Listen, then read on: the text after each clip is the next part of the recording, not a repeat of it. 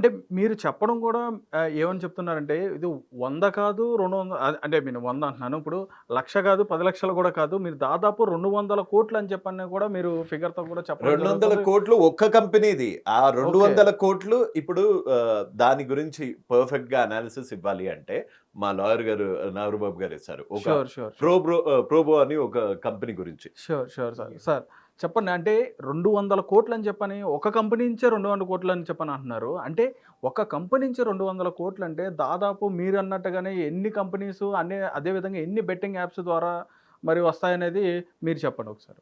యాక్చువల్‌గా ఇక్కడ ప్రజలందరూ గూడా ఒక కన్‌ఫ్యూజన్‌లో ఉన్నారండి. ఎలాంటి కన్‌ఫ్యూజన్ అంటే బెట్టింగ్ యాప్ ప్రమోషన్ అనేది లీగలా? ఇల్లీగలా? యెస్. వాళ్ళు క్లెయిమ్ చేస్తుందేంటి? ధోని ప్రమోట్ చేస్తున్నాడు. విరాట్ కోహ్లీ ప్రమోట్ చేస్తున్నాడు. యెస్. అండ్ పెద్ద పెద్ద హీరోలు ప్రమోట్ చేస్తున్నారు. యెస్. హర్ష సాయి నేను ప్రమోట్ చేస్తే వచ్చే తప్పేంటి? అని అనే అడుగుతున్నారు. లీగల్ పాయింట్‌ని తను రైజ్ చేస్తున్నాడు. Yes sir. ఇక్కడ మనం లీగాలిటీ ఎలా చూడాలి అనంటే, లీగాలిటీ ఎప్పుడొస్తుందండి? హర్ష సాయి ప్రమోట్ చేసినటువంటి లోటస్ 365 అనే బెట్టింగ్ యాప్. అవును. దాని లీగాలిటీస్ మనం చూద్దాం.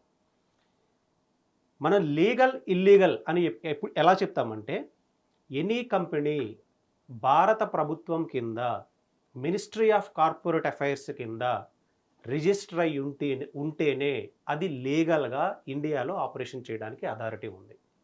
ఓకే. సో బెట్టింగ్ కంపెనీ అనేది వాళ్ళు స్టార్ట్ చేసేటప్పుడు మినిస్ట్రీ ఆఫ్ కార్పొరేట్ అఫైర్స్కి మా విధి విధానాలు ఇవి, మేము బెట్టింగ్ యాప్ గేమింగ్ యాక్ట్ కింద మేము రిజిస్టర్ అవుతూ ఉన్నాము, మినిస్ట్రీ ఆఫ్ కార్పొరేట్ అఫైర్స్ కింద మా కంపెనీ రిజిస్టర్ అవుతుంది, మా బోర్డ్ ఆఫ్ డైరెక్టర్స్ ఇది, మా క్యాపిటల్ ఇది అని రిజిస్టర్ చేస్తారు. అవును సార్. దానికి లీగల్ వ్యాలిడిటీ ఉంది. కానీ హర్ష సాయి ప్రమోట్ చేసినటువంటి లోటస్ 365 న్యూస్ అనే దానికి ఎక్కడ రిజిస్టర్ అయ్యిందండి? అది దానికి లీగాలిటీ ఉందా? ఎక్కడ రిజిస్టర్ అయ్యింది? ఇండియన్ జ్యూరిస్డిక్షన్ కింద వస్తుందా? అది రాదు. ఎక్కడో క్రూసియానాలోనో వేరే కంట్రీలో యుఎస్ఏలోనో ఎక్కడో రిజిస్టర్ అయిన యాప్స్ ఇవి. సో ఇండియాలో రిజిస్టర్ అయిన యాప్స్, ఇండియాలో రిజిస్టర్ అయిన గేమింగ్ కంపెనీస్, ఇండియాలో మినిస్ట్రీ ఆఫ్ కార్పొరేట్ అఫైర్స్ కింద వచ్చినటువంటి గేమింగ్ కంపెనీస్ ఇండియన్ గవర్నమెంట్కి 30% జిఎస్టీ పే చేస్తూ ఉన్నాయి. ప్రాపర్ మెకానిజం సెట్ చేసి ఉంది వాటికి. దానికి ఒక గ్రివెన్స్ రెడ్రెసల్ మెకానిజం కూడా, అక్కడ ఏదైనా వైలేషన్ జరిగితే ఎలా రిపోర్ట్ చేయాలి, ఎంతసేపట్లో వాళ్ళు రెస్పాండ్ అవ్వాలి, బ్యాంక్ ఏమైనా మిస్యూజ్ జరుగుతూ ఉందా అనేటువంటి క్లియర్ మెకానిజం అక్కడ ఉంది. కానీ హర్షసాయి ప్రమోట్ చేసినటువంటి ఇల్లీగల్ బెట్టింగ్ యాప్ అని ఎందుకు అంటున్నామంటే, first government of India ministry of corporate affairs కింద ఇది రిజిస్టర్ అవ్వలేదు కాబట్టి ఇల్లీగల్ అని చెప్తున్నాం. ఓకే. ధోని ప్రమోట్ చేసినా, విరాట్ కోహ్లీ ప్రమోట్ చేసినా, ఇంకేదైనా హీరో ప్రమోట్ చేసినా కానీ వాళ్ళు ఫస్ట్ లీగల్ వెరిఫికేషన్ అనేది చేస్తారు. ఇండియాలో రిజిస్టర్ అయిందా కాదా? ఇండియాలో రిజిస్ట్రేషన్ అయ్యిందా లేదా, okay. Ministry of corporate affairs కింద రిజిస్టర్ అయ్యిందా లేదా, ఇక్కడ ఒక ప్రాపర్ గా జిఎస్టీ పే చేస్తూ ఉన్నారా లేదా.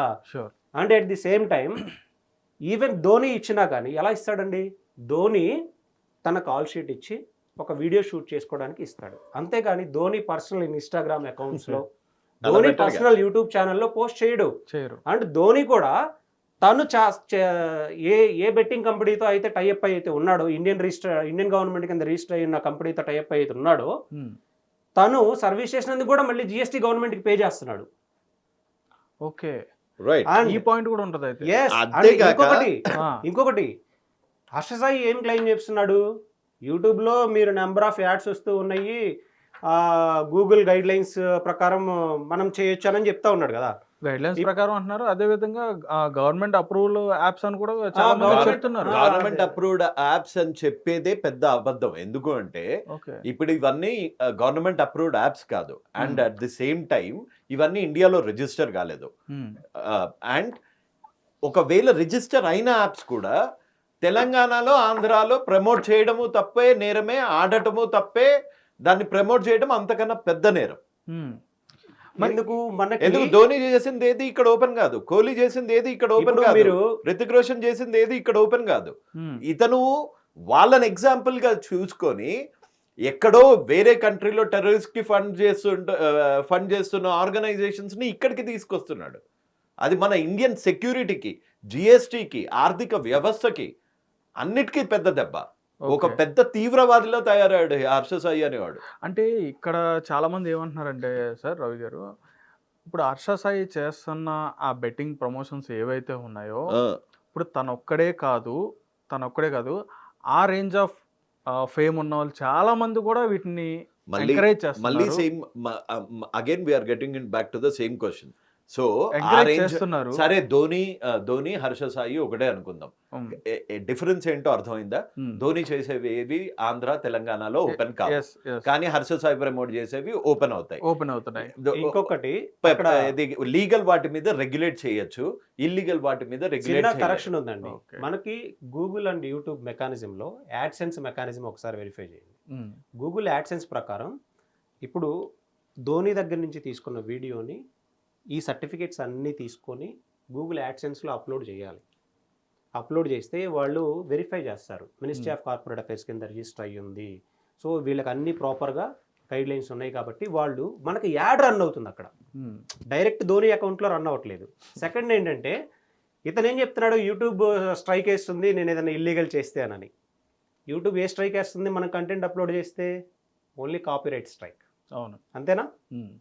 కానీ ఈ పబ్జీ ఆడుతుంటారు లైవ్లో పబ్జీ ఆడుతుంటారు, బ్యాన్ చేసిద్దా యూట్యూబ్?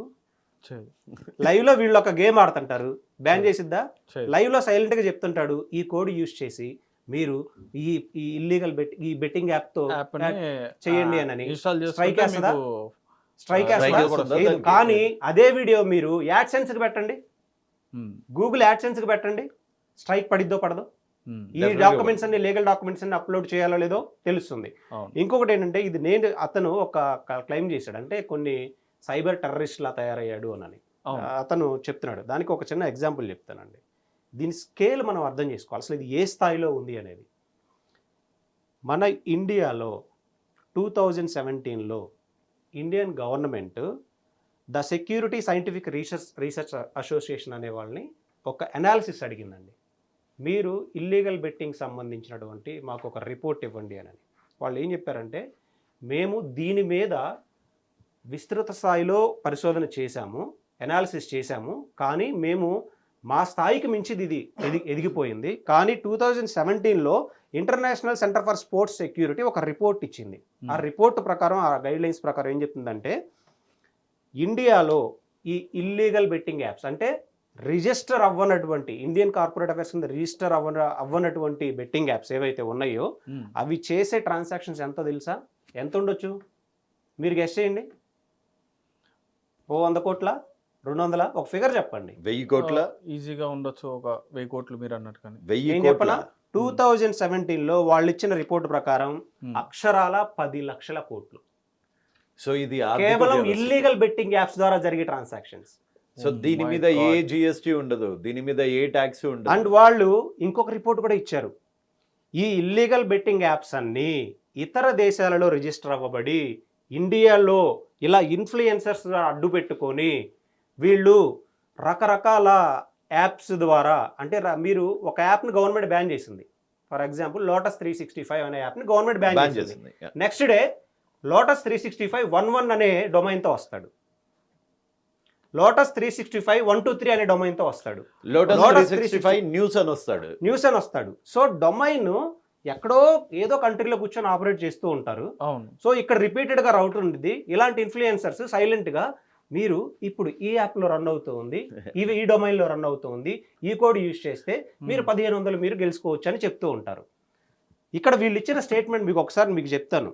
వీళ్ళు దేశ భద్రతకు కూడా, దేశ ఆర్థిక వ్యవస్థ కూడా చాలా నష్టం కలిగిస్తూ ఉన్నారు. దేశ భద్రతకి ఎలా నష్టం వాటిల్లుతుంది అని క్వశ్చన్ అడిగితే ఇక్కడ వాళ్ళు ఏం చెప్పారంటే ఈ ఇల్లీగల్ బెట్టింగ్ యాప్స్ ద్వారా జరుగుతున్నటువంటి ఈ 10 లక్షల కోట్ల ట్రాన్సాక్షన్స్ తీవ్రవాద సంస్థలకి ఫండింగ్గా వెళ్తున్నాయి. ఓ మై గాడ్, ఇది నేను చెప్పట్లేదండి. సో ఇప్పుడు ఎంత పెద్ద యాజ్ ఏ అడ్వకేట్గా ఆన్ రికార్డ్ నేను చెప్తున్నా, రిపోర్ట్ ఉంది, వెరిఫై చేసుకోండి.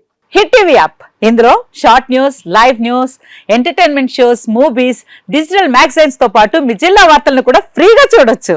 అంతేకాదు కేజీ నుంచి పీజీ వరకు విద్యార్థులకు స్కాలర్షిప్ కూడా అందిస్తున్నాం.